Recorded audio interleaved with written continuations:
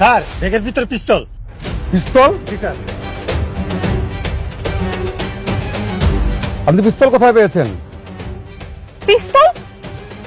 যে কিনা 500 টাকা বাজার করতে গেলে তিনবার টাকা চায়, রেস্টুরেন্টে মাত্র 1500 টাকা বিল দিতে পারে না, তার কাছে পিস্তল।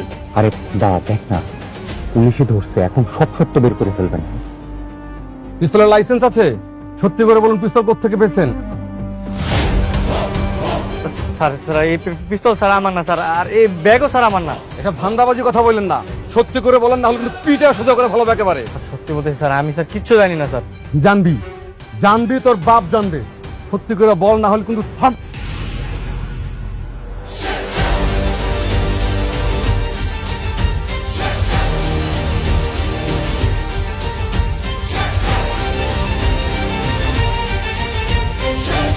কত বড় সাহস তোর, তুই পুলিশের হাত ধরেছিস।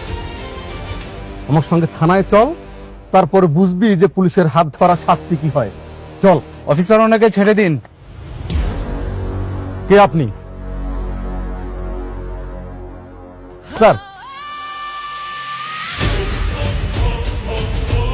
স্যার আপনি? জি আমি undercover officer Simon Shoaib.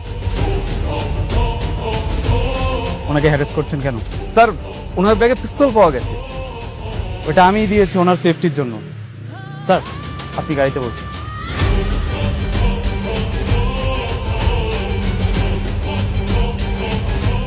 Do your own duty, okay?